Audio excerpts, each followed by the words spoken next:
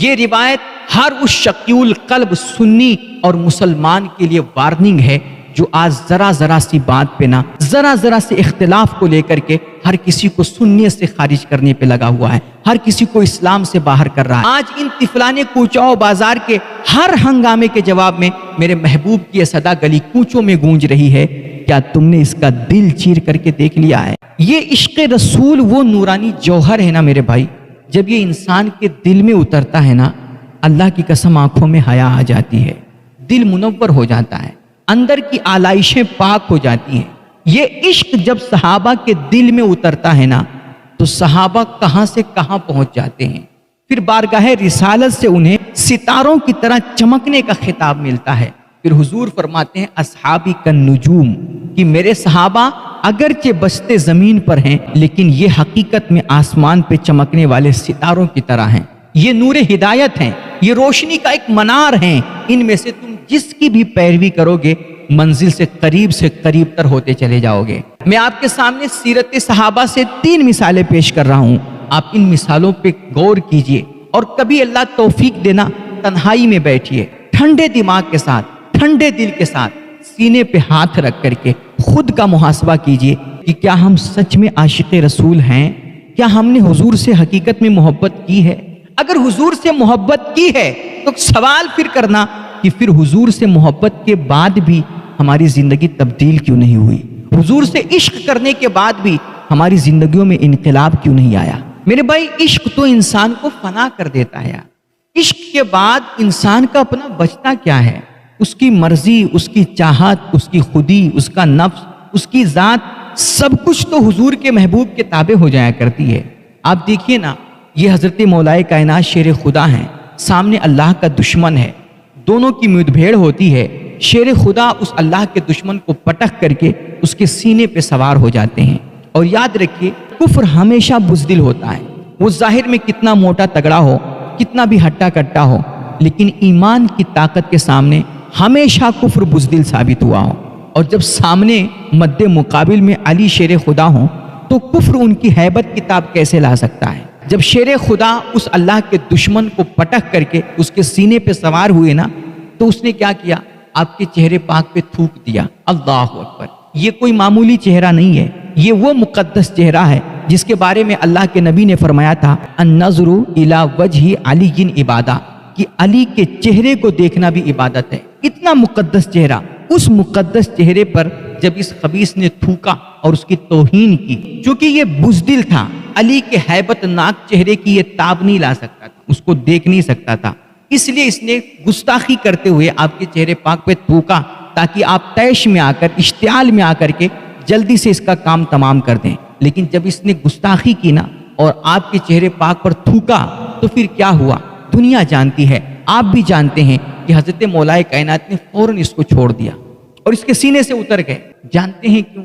کیونکہ یہ عشق رسول کا تقاضا تھا کہ میرے محبوب صلی اللہ علیہ وآلہ وسلم نے کبھی کسی سے ذاتی مخاصمت نہیں پالی ہے، اس لیے مجھے بھی یہ زیب نہیں دیتا کہ میں ان کی محبت کا دم بھر کر کے کسی سے اپنی ذات کا بدلہ لوں، کسی سے اپنے نفس کا بدلہ لوں۔ آپ سوچئے کہ جنگ کی حالت ہے، جذبات عروج پہ ہیں، مگر حضور کے ساتھ عشق اور ان کے ساتھ اپنی وفا کی کس طرح لاج بچائی جا رہی ہے۔ اللہ کی قسم اسی کو عشق رسول کہتے ہیں کہ حضور کے اسوہ، حضور کی سیرت، حضور کی سنت اور حضور کی اداؤں کے سوا دنیا میں ہمیں کچھ نظر ہی نہ آئے۔ اپنی ذات تک انسان بھلا دے، سب کچھ حضور کے نام پر وار دے، سب کچھ فدا کر دے، سب کچھ فنا کر دے، یہ ہوتا ہے عشق رسول کا تقاضا۔ آپ دوسری مثال دیکھیے، معاشرتی تشکیل اور تربیت پہ کام جاری ہے، بارگاہ رسالت سے فرمان جاری ہوتا ہے افشو السلام، میرے صحابہ سلام کو رواج دو، سلام عام کرو۔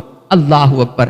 بارگاہ رسالت سے جیسے یہ حکم ملتا ہے اس پہ عمل پیرا ہونے کی ایک دوڑ لگ جاتی ہے۔ صحابہ کہتے ہیں اپنے حضور کے حکم پر عمل پیرا ہونے کا جذبہ اتنا تھا، لگن اتنی تھی، تڑپ اتنی تھی کہ ہمیں کوئی ضرورت نہیں ہوتی تھی لیکن پھر بھی ہم بازار چلے جایا کرتے تھے۔ حضور کا یہ حکم پا کر کے ہم لوگ بغیر ضرورت کے بازاروں کے چکر کاٹنے لگے کہ ہر آتے جاتے کو سلام کریں گے تاکہ میرے حضور کے حکم کو زیادہ سے زیادہ رواج مل سکے۔ سر یہ ہے محبت اور یہ ہے عشق رسول، کہ جب اس کی آگ سینے میں لگتی ہے نا تو پھر انسان اپنی چاہتیں بھول جاتا ہے، اپنی ضرورتیں بھول جاتا ہے، اپنی حاجتیں بھول جاتا ہے، وہ اپنی بات نہیں کرتا، وہ جہاں جاتا ہے بس حضور کی بات کیا کرتا ہے، وہ آپ کی سنتوں کو رواج دیتا ہے، وہ آپ کے دین کے لیے تڑپتا ہے۔ آپ دیکھیے یہ حضرت عثمان غنی ہیں رضی اللہ تعالیٰ عنہ، حضور کے پیچھے پیچھے چل رہے ہیں اور آپ کے قدموں کے نشان گنتے جا رہے ہیں۔ چلتے چلتے حضور نے پلٹ کے آخر پوچھ ہی لیا، عثمان کیا کر رہے ہو؟ عرض کیا یا رسول اللہ آپ کے قدموں کے نشان گن رہا ہوں۔ گن کر کے کیا کرو گے؟ فرمایا یا رسول اللہ میری خواہش ہے، میری تمنا ہے کہ آپ کے ہر قدم پر ایک غلام آزاد کر سکوں، اور آپ نے اتنی تعداد میں غلام آزاد کیے بھی۔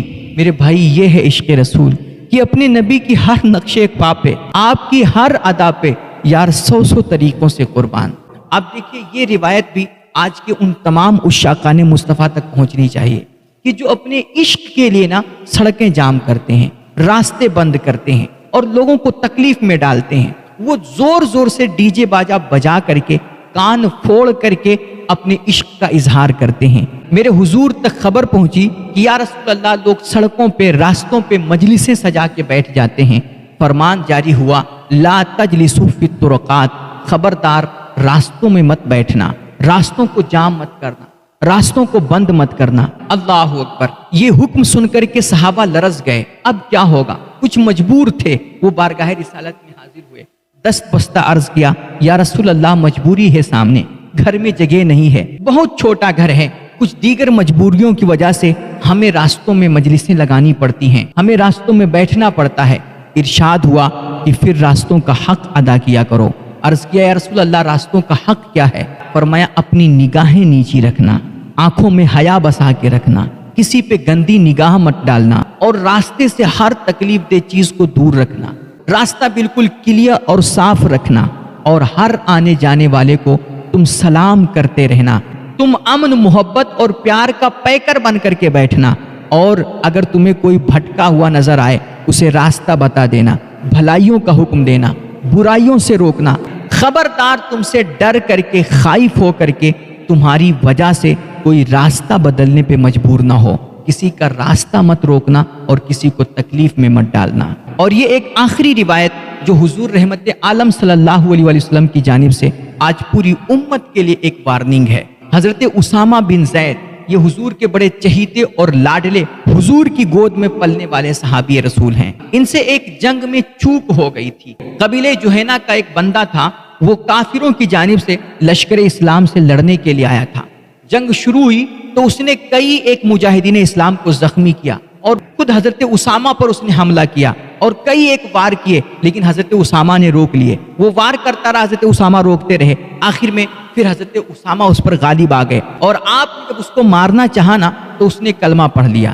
جب اس نے کلمہ پڑھا تو حضرت اسامہ کو لگا کہ شاید یہ اپنی جان بچانے کے لیے کلمہ پڑھ رہا ہے، اس لیے حضرت اسامہ نے اس کے کلمے پہ توجہ نہ دے کر کے اس بندے کو قتل کر دیا۔ یہ خبر حضور رحمت عالم تک پہنچی۔ مصطفیٰ جان رحمت کو جب خبر ملی، اللہ اکبر، غضب سے چہرے پاک سرخ ہو گیا۔ آپ نے حضرت اسامہ سے پوچھا کہ اسامہ تم نے ایسا کیوں کیا، کیوں اس بندے کو مار دیا جب اس نے کلمہ پڑھ لیا تھا؟ تو حضرت اسامہ نے عرض کیا یا رسول اللہ اس نے صرف جان بچانے کے لیے کلمہ پڑھا تھا۔ اللہ اکبر! یہ جملہ حضور پاک نے سنا، چہرہ غضب سے سرخ ہوا، اور آپ نے ایک جملہ ارشاد فرمایا افلا شققت عن قلبہ، اسامہ تم یہ کیسے کہہ سکتے ہو کہ اس نے صرف جان بچانے کے لیے کلمہ پڑھی تھی؟ کیا تم نے اس کا دل چیر کر کے دیکھا تھا؟ اللہ اکبر! حضور نے اتنا غضب فرمایا حضرت اسامہ پر، حضرت اسامہ کہتے ہیں نا میں اس دن تمنا کرنے لگا کہ کاش آج سے پہلے میں مسلمان ہی نہ ہوا ہوتا۔ اللہ اکبر!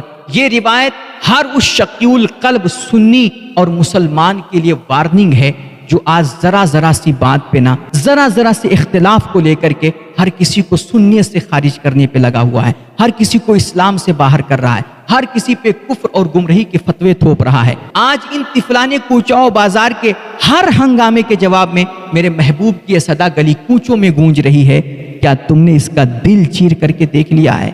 جب ہم کسی مسلمان کی عزت پہ حملہ کرتے ہیں، کوئی اپنے آپ کو سنی صحیح العقیدہ اور مسلمان چیخ کے کہہ رہا ہوتا ہے، اور جب ہم اس کی سنیت پہ ضرب لگاتے ہیں اور جب ہم اس کے اسلام پہ حملہ کرتے ہیں نا، آپ ذرا محسوس کیجئے گا ہر باحث کان اور باضمیر دل میں میرے محبوب کی یہ صدا آتی ہوگی، افلا شققت عن قلبہ، تم نے اس کا دل چیر کر کے کیوں نہیں دیکھ لیا؟